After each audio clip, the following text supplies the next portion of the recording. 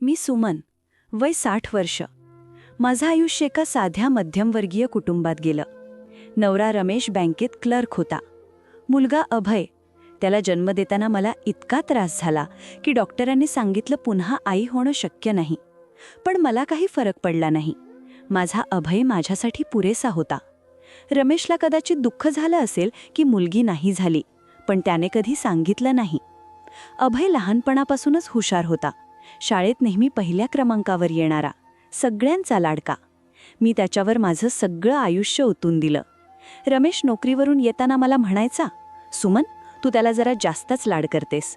मी हसायचे आणि म्हणायचे, आपला एकच तर मुलगा आहे. रमेशही हसून टाळायचा. अभय जेव्हा इंजिनिअरिंगसाठी पुण्याला गेला तेव्हा माझं घर रिकामं वाटायला लागलं. रमेश त्याच्या कामात गुंतलेला, मी एकटी.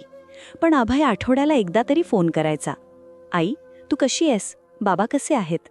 त्याच्या आवाजात माझ्यासाठी जी काळजी असायची ती ऐकून माझं मन भरून यायचं. 4 वर्षांनी अभय इंजिनियर होऊन परतला. पुण्यातल्याच एका मोठ्या कंपनीत त्याला चांगली नोकरी लागली. रमेशने त्या दिवशी घरी मिठाई आणली. आम्ही तिघांनी एकत्र आनंद साजरा केला. पण माझ्या मनात एक भीती होती. अभयच्या लग्नाची वेळ आता जवळ येत होती. मी कधीही कल्पना केली नव्हती की माझा मुलगा माझ्यापासून दूर जाईल. त्याच्या लग्नानंतरही तो माझ्याजवळच राहील असं मला वाटायचं. पण नशिबात काहीतरी वेगळंच होतं. अभयची ओळख त्याच्या ऑफिसमधल्या पूजाशी झाली. ती एक सुशिक्षित आणि सुंदर मुलगी होती, सॉफ्टवेअर इंजिनियर. पहिल्यांदा अभयने मला तिच्याबद्दल सांगितलं तेव्हा मी आनंदी झाले. आई, मला पूजा खूप आवडते, असं तो म्हणाला. मी त्याला आशीर्वाद दिले. आम्ही पूजाच्या घरी प्रस्ताव घेऊन गेलो. त्यांचं कुटुंबही चांगलं होतं. तिचे आईवडील शिक्षित आणि समजूतदार होते. सगळं काही व्यवस्थित झालं. लग्न ठरलं. पण मला काहीतरी अस्वस्थ वाटत होतं. काय ते कळत नव्हतं. रात्री झोप येत नव्हती. मनात एकच विचार यायचा, अभयच्या लग्नानंतर सगळं बदलणार.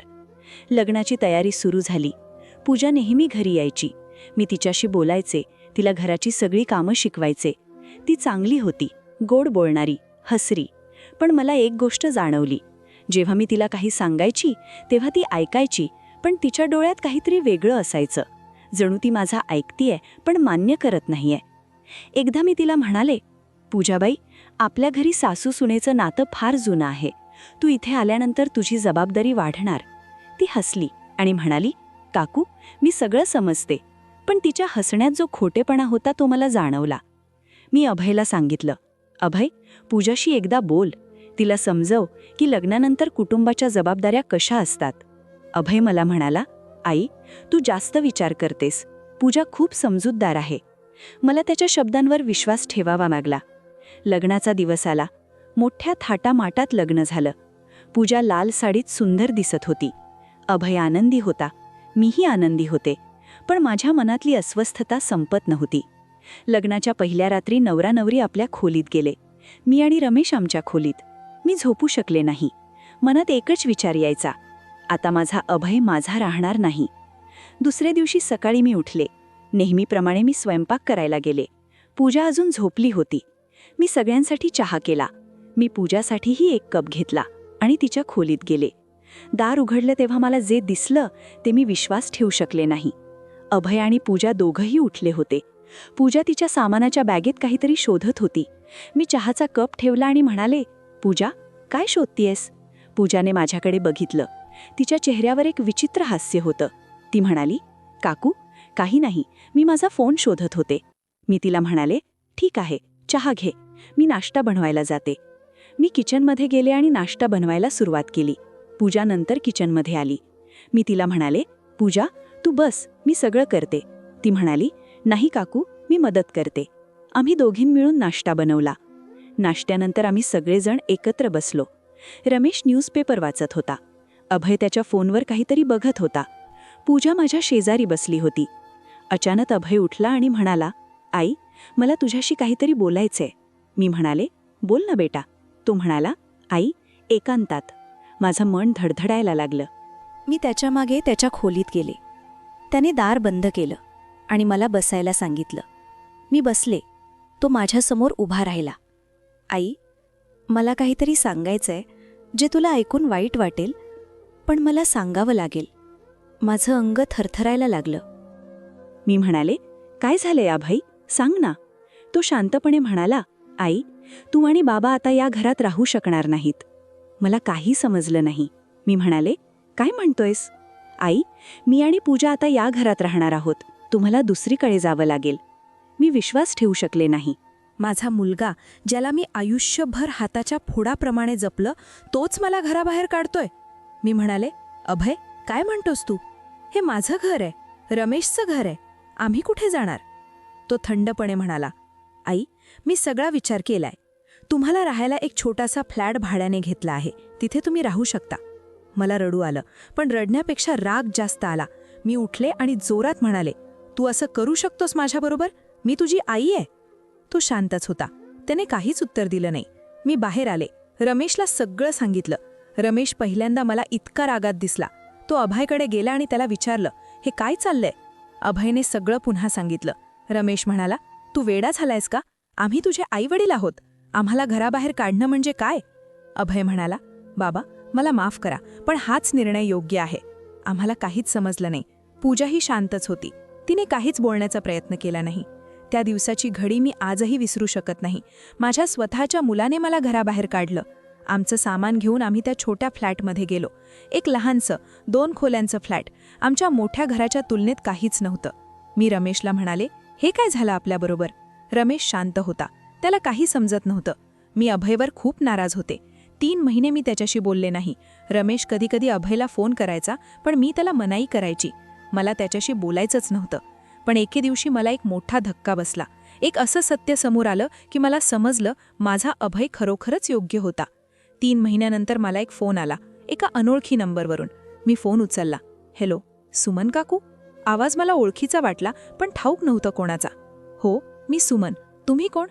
मी पूजाची मैत्रीण रेखा बोलतेय. मी आश्चर्यचकित झाले. पूजाची मैत्रीण मला का फोन करेल? हो, बोला. काकू, मला तुम्हाला काहीतरी सांगायचंय, पण तुम्ही कोणालाही सांगू नका की मी फोन केला. माझं मन अस्वस्थ झालं. काय झालंय बेटा? काकू, पूजाबद्दल तुम्हाला काय वाटतं? मी गोंधळले. मला काय बोलावं कळत नव्हतं. बेटा, मी काय बोलू? तिने माझ्या मुलाला माझ्यापासून दूर केलंय. रेखा काही क्षण शांत होती. मग तिने म्हटलं, काकू, पूजाने तसं काही केलं नाहीये. मग? काकू, अभय भाऊंनी तुम्हाला घराबाहेर का काढलं हे तुम्हाला माहीत आहे का? नाही, मला काहीच माहीत नाही.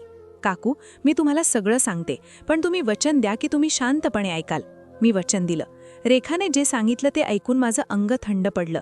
ती म्हणाली, काकू, पूजाच्या लग्नापूर्वी तिच्यासोबत काहीतरी घडलं होतं. तिला एका माणसाने भयंकर त्रास दिला होता. पूजाने ती घटना कोणालाच सांगितली नाही, फक्त मला सांगितली. मी काहीच बोलू शकले नाही. अभय भाऊंच्या लग्नाच्या 2 दिवस आधी पूजाने हे त्यांना सांगितलं. ती म्हणाली की तिला लग्न करायचं नाहीये. पण अभय भाऊंनी तिला समजावलं. त्यांनी म्हटलं की भूतकाळ भूतकाळात राहू द्या, आणि त्यांनी तिला स्वीकारलं. माझे डोळ्यात पाणी आलं. पण काकू, अभय भाऊंना एक भीती होती. कोणती? त्यांना भीती होती की तुम्हाला हे कळलं तर तुम्ही पूजाला स्वीकारणार नाही. माझं मन बुडायला लागलं. अभय भाऊंनी लग्नाच्या पहिल्या रात्री पूजाला विचारलं की तिला तुमच्याबरोबर राहून सोयीचं होईल का? पूजाने म्हटलं की तिला भीती वाटते. तिला वाटतं की तुम्हाला सत्य कळलं तर तुम्ही तिला मान्यता देणार नाही. मी रडू लागले. अभय भाऊंनी एक निर्णय घेतला. त्यांनी ठरवलं की तुम्हाला आणि रमेश काकांना वेगळं राहायला सांगतील, पण खरं कारण तुम्हाला सांगणार नाहीत, कारण पूजाला त्रास होईल. मी काहीच बोलू शकले नाही. काकू, अभय भाऊंनी तुम्हाला घराबाहेर काढलं नाही. त्यांनी पूजाचं रक्षण केलं. तुमच्यापासून नाही, तर त्या समाजापासून ज्यात आपण राहतो. फोन संपल्यानंतर मी फार वेळ तसंच बसून राहिले. माझं डोकं चक्रावलं होतं. मला काय करावं हे कळत नव्हतं. मी रमेशला हे सगळं सांगितलं. तोही शॉकमध्ये गेला. आम्ही दोघांनी ठरवलं की आता अभयला भेटायला जायचं, पण रेखाला दिलेलं वचन पाळायचं. आम्ही हे सत्य कोणालाही सांगणार नाहीत. दुसऱ्या दिवशी आम्ही अभयच्या घरी गेलो. दार उघडलं तेव्हा पूजा दिसली. तिच्या चेहऱ्यावर भीती होती. काकू, काका, मी तिला मिठीत घेतलं. मी रडू लागले. माफ कर बेटा, मला काही समजलं नव्हतं. पूजाही रडू लागली. काकू, मला माफ करा, मी तुमच्यात भांडण लावले. नाही बेटा, तू काहीच चुकलं नाहीस. अभय बाहेर आला. तो आम्हाला बघून थांबला. मी त्याच्याकडे गेले. मी त्याला मिठी मारली. अभय, तू खरोखरच योग्य निर्णय घेतलास. मला माफ कर, मला समजलं नव्हतं. अभय म्हणाला, आई, मला माफ कर, मी तुम्हाला त्रास दिला. नाही बेटा, तू त्रास दिला नाहीस. तू एका पत्नीचं रक्षण केलंस. तू एका स्त्रीला मान दिलास. पूजा रडत होती. मी तिच्याकडे गेले. बेटा, जे काही झालं ते भयंकर आहे. पण तू मजबूत आहेस, तू हिंमत ठेवलीस आणि माझ्या मुलाने तुला स्वीकारलं. मी तुझ्या भूतकाळाबद्दल काहीही विचार करणार नाही. तू माझी मुलगी आहेस. पूजाने माझे हात धरले. ती म्हणाली, काकू, मला भीती वाटत होती. मला वाटत होतं की तुम्हाला सत्य कळलं तर तुम्ही मला स्वीकारणार नाही. नाही बेटा, तू काहीच चुकलं नाहीस. ज्या माणसाने तुला त्रास दिला तो चुकला, समाज चुकला, पण तू मात्र निर्दोष आहेस. आम्ही सगळे एकत्र बसलो. रमेशने अभयला विचारलं, तू आम्हाला सत्य का सांगितलं नाहीस? अभय म्हणाला, बाबा, मला भीती वाटत होती. मला वाटत होतं की आई पूजाला स्वीकारणार नाही आणि मला पूजाला दुखवायचं नव्हतं. रमेश म्हणाला, बेटा, तू चुकलास. आम्ही तुझे आईवडील आहोत. आमच्यावर विश्वास ठेव. आम्ही कधीही पूजाला दुखवलं नसतं. अभयने डोकं खाली घालून म्हटलं, मला माफ करा. मी म्हणाले, आता काय झालं ते झालं. आता आम्ही पुन्हा एकत्र येऊया. पण रमेशने हळूच म्हटलं, नाही सुमन, आता आपण तिथेच राहूया.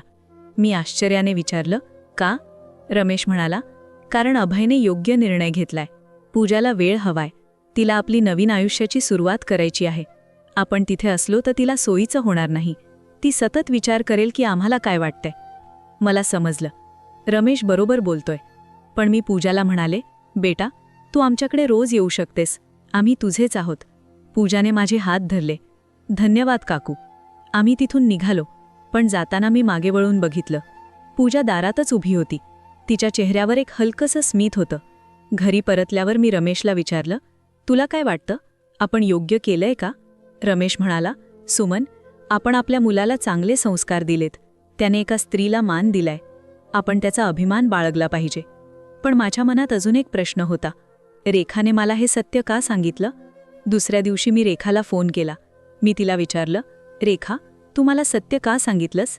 रेखा म्हणाली, काकू, पूजा खूप दुःखी होती. ती रोज रडायची. तिला वाटायचं की तिच्यामुळे तुमचं आणि अभय भाऊंचं नातं तुटलंय. मी तिला तसं बघू शकत नव्हते. म्हणून मी तुम्हाला फोन केला. मला आश्चर्य वाटलं. पूजा माझ्याबद्दल विचार करत होती. पण रेखा, पूजाला सत्य कसं कळणार? रेखा काही क्षण शांत होती. मग ती म्हणाली, काकू, तुम्ही तिला असं सांगू नका की मी फोन केला. फक्त तिला म्हणा की तुम्हाला सगळं कळलंय आणि तुम्ही तिला स्वीकारताय. मी तिचे आभार मानले.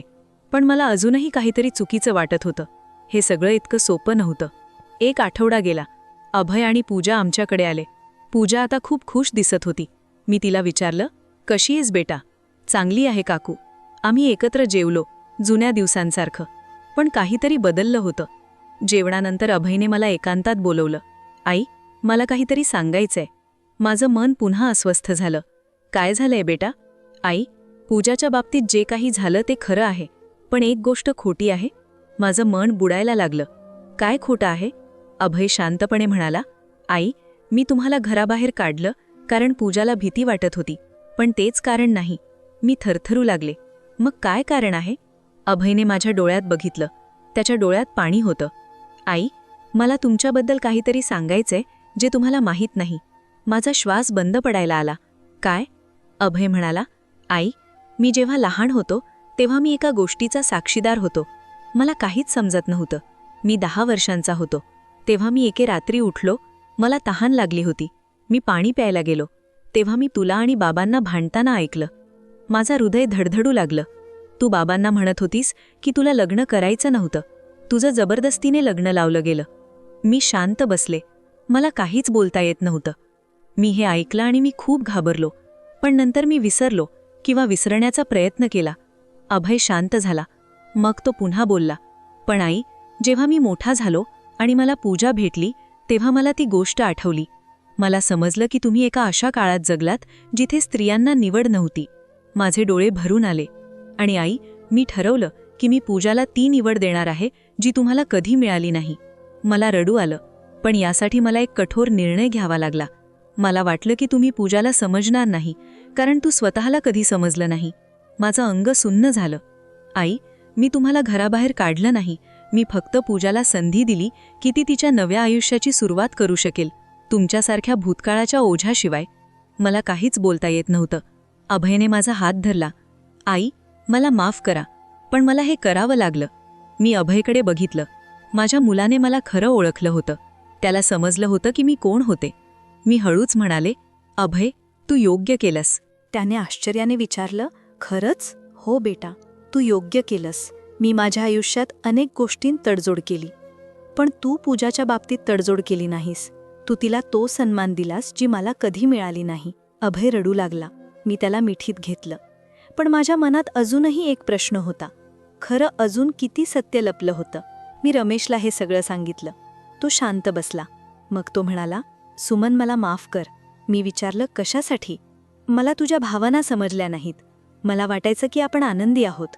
मी म्हणाले, रमेश, तू चुकला नाहीस. मी कधी तुला माझ्या भावना सांगितल्याच नाहीत. रमेश म्हणाला, पण मी पाहायला हवं होतं. मी त्याचा हात धरला. आता जे झालं ते झालं. आता पुढे बघूया. पण हे सगळं इतकं सोपं नव्हतं. अजूनही काहीतरी माझ्या मनात खुदखुदत होतं. 2 दिवसानंतर पूजा एकटीच आमच्याकडे आली. मी आश्चर्याने विचारलं, अभय नाही आला? तो ऑफिसला गेलाय काकू. ठीक आहे, ये, बस. पूजा बसली. ती काहीतरी विचार करत होती. काय झालंय बेटा? पूजाने माझ्याकडे बघितलं. तिच्या डोळ्यात पाणी होतं. काकू, मला तुम्हाला काहीतरी सांगायचंय. माझं मन पुन्हा अस्वस्थ झालं. बोल ना बेटा. पूजा काही क्षण शांत होती. मग तिने म्हटलं, काकू, जे काही तुम्हाला सांगितलं गेलं ते खरं आहे. माझ्याबरोबर खरोखरच काहीतरी घडलं होतं. मी तिचा हात धरला. मी जाणते बेटा, पण काकू, एक गोष्ट खोटी आहे. माझं रक्त गारं पडलं. काय खोटं आहे? पूजाने खोल श्वास घेतला. काकू, मी अभयला सत्य सांगितलं होतं, पण त्यांनी तुम्हाला जे काही सांगितलं ते पूर्ण सत्य नाही. मला काही समजत नव्हतं. काय म्हणतेस तू? पूजा म्हणाली, काकू, अभयने तुम्हाला घराबाहेर काढलं नाही कारण मला भीती वाटत होती. त्यांनी तुम्हाला घराबाहेर काढलं कारण त्यांना भीती वाटत होती. कशाची भीती? पूजाने माझ्या डोळ्यात बघितलं.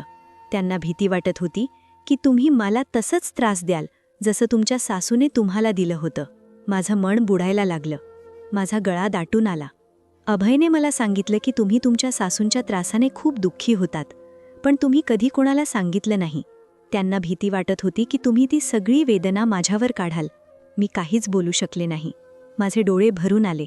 काकू, मला माफ करा, पण मला तुम्हाला सत्य सांगायचं होतं. मी पूजाकडे बघितलं. माझं डोकं चक्रावलं होतं. हे सगळं खरं होतं का? मी माझ्या आयुष्याचा विचार केला.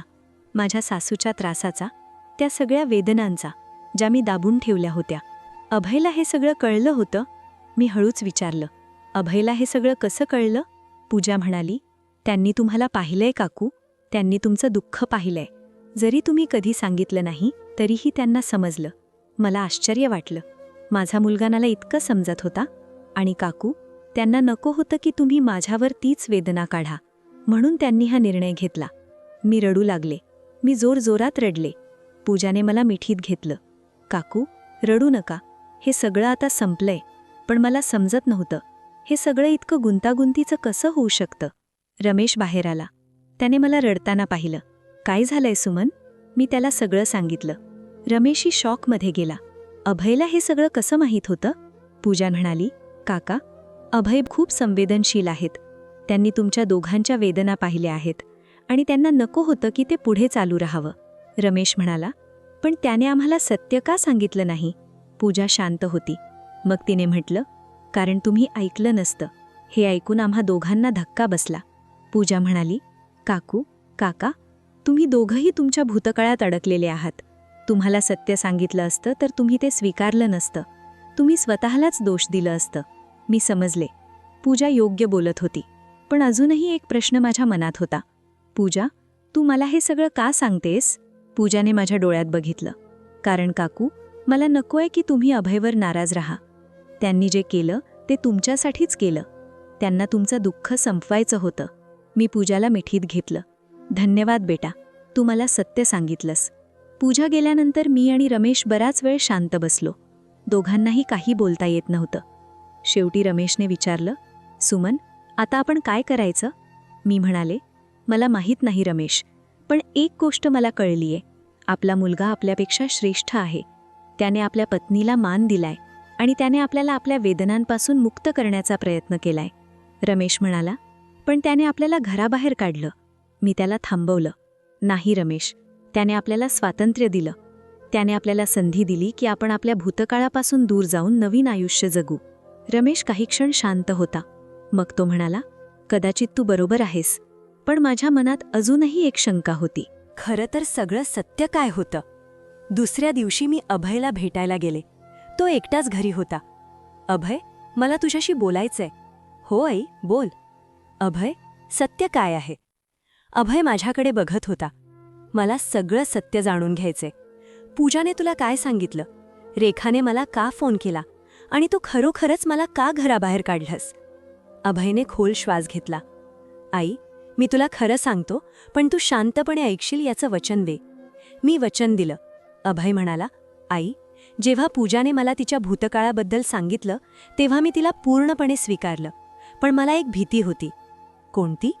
मला भीती होती की तू तिला स्वीकारणार नाहीस. कारण आई, तू फार पारंपरिक विचारांची आहेस. मला धक्का बसला. आणि आई, मला एक गोष्ट आठवली जी तू मला लहानपणी सांगितली होतीस. कोणती? तू मला म्हणाला होतास की स्त्रीने शुद्ध असायला हवं, तिचं चरित्र स्वच्छ असायला हवं. मी ते विसरलो नव्हतो. माझं रक्त गार पडलं. मी खरोखरच असं काही अभयला म्हणाले होते का? आणि आई, मला वाटलं की तू पूजाला कधीच स्वीकारणार नाहीस. म्हणून मी एक योजना आखली. कोणती योजना? अभय शांतपणे म्हणाला, मी तुला आणि बाबांना घराबाहेर काढलं. पण मी रेखाला सांगितलं की ती तुला फोन करून सगळं सांगावं. मला माहीत होतं की तू रेखाच्या शब्दांवर विश्वास ठेवशील. मी आश्चर्याने विचारलं, म्हणजे हे सगळं एक नाटक होतं? नाही आई, हे नाटक नव्हतं. हा एक मार्ग होता तुला सत्य समजवायचा. मला माहीत होतं की मी तुला सत्य थेट सांगितलं तर तू ऐकणार नाहीस. पण रेखाने सांगितलं तर तू विचार करशील. मी शांत बसले. माझं डोकं चक्रावलं होतं. आणि आई, जेव्हा तू पूजाला स्वीकारलंस तेव्हा मला खरोखरच आनंद झाला. पण मला वाटलं की तुला पूर्ण सत्य जाणणं जरुरी आहे. कोणतं पूर्ण सत्य? अभयने माझ्या डोळ्यात बघितलं. आई, पूजाच्या बाबतीत जे काही घडलं ते खरं आहे. पण मी तुला सांगू इच्छितो की तूही एकेकाळी तशीच होतीस. माझं हृदय बुडायला लागलं. मी लहान होतो तेव्हा मी तुला रडताना पाहिलं होतं. तू आजीला म्हणत होतीस की तू लग्नात आनंदी नाहीस. माझे डोळे भरून आले. आणि आई, मी समजलो की तुलाही जबरदस्तीने लग्न करायला लावलं गेलं होतं. तुझीही निवड नव्हती, पण तू कधी बोललीस नाही. मी रडू लागले. आई, मला तुझं दुःख दिसत होतं, पण मी काहीच करू शकत नव्हतो. मी लहान होतो. अभयने माझा हात धरला. पण आई, जेव्हा मी मोठा झालो तेव्हा मी ठरवलं की मी माझ्या पत्नीला ती निवड देणार आहे जी तुला मिळाली नाही. आणि मी ठरवलं की मी तुला तुझ्या भूतकाळापासून मुक्त करणार आहे. मी रडत होते. आई, मी तुला घराबाहेर काढलं नाही. मी तुला स्वातंत्र्य दिलं. तू आता नवीन आयुष्य जगू शकतेस, बाबांबरोबर, तुझ्या मनासारखं. मी अभयला मिठीत घेतलं. मी जोरजोरात रडले. माफ कर बेटा, मला काही समजलं नव्हतं. तू काहीच चुकलीस नाहीस आई. समाजाने चूक केली, परंपरांनी चूक केली. आम्ही बराच वेळ तसेच बसलो होतो. मग मी विचारलं, आणि खरं सत्य काय आहे पूजाच्या बाबतीत? अभय शांत झाला. मग तो म्हणाला, आई, पूजाच्या बाबतीत जे घडलं ते खरंच भयंकर होतं. पण आता ती त्यातून बाहेर आली आहे. आणि मी तिला पूर्ण आधार दिलाय. आणि मी? तू काय आई? मी तिला स्वीकारलं का? अभय हसला. आई, तू निस्ती स्वीकारलं नाहीस, तू तिला तुझी मुलगी म्हणून घेतलंस. मला आनंद झाला. पण माझ्या मनात अजूनही एक प्रश्न होता. सगळं संपलं का? त्या रात्री मी रमेशला सगळं सांगितलं. तो शांतपणे ऐकत राहिला. शेवटी तो म्हणाला, सुमन, आपण भाग्यवान आहोत की आपल्याला असा मुलगा मिळाला. मी होकार दिला. पण सुमन, एक गोष्ट मला जाणून घ्यायची आहे. कोणती? तुला खरोखरच लग्नात आनंद नव्हता का? मी शांत बसले. हा प्रश्न मी कधीच विचारला नव्हता स्वतःला. रमेश, सत्य सांगू का?